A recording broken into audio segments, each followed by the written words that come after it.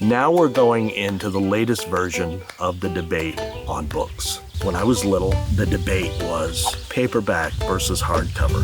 Hardcover books always carried a certain legitimacy to them. If you were a serious author, if you were a serious poet, if you were a serious academic, your works would be in hardcover.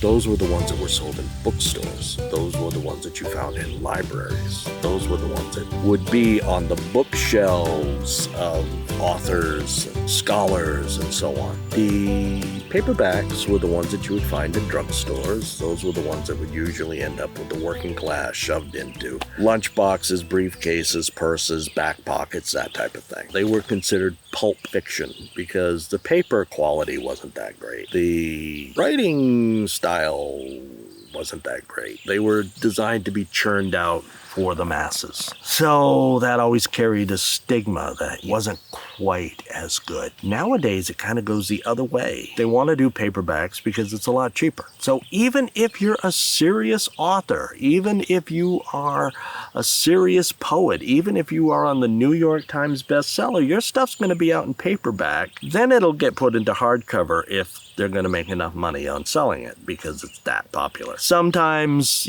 first editions will be in hardcover, later ones will be in softcover. But we've got a new wrinkle in this little literary fabric. eBooks, audiobooks. Do you prefer an ebook or do you prefer a hard copy? I love to read. So one of my things, when I go out to dinner, when I go out to lunch, when I go out to eat, I have a basic requirement for me to enjoy my meal and my evening. I either have to have stimulating conversation. Doesn't necessarily have to be some in-depth analysis of socio-political whatever. It can just be good conversation, convivial conversation, a copacetic evening with friends, if you will. Just have to have good conversation.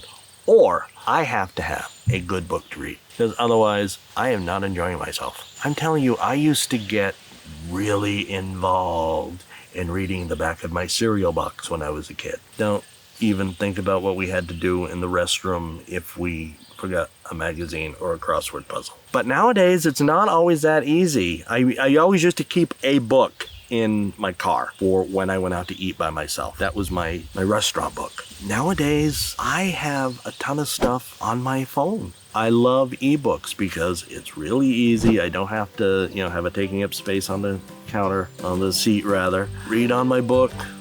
I'm good to go. When I'm done, I just bookmark it, close it, go off about my day. Always have my phone with me. And John Adams always used to say, you're never alone if you have a poet in your pocket. That is true. Which do you prefer in your own reading style? Do you like being able to physically hold them in your hands? Or do you like having an ebook, Kindle, on your phone, your tablet, your computer even? What's your preference?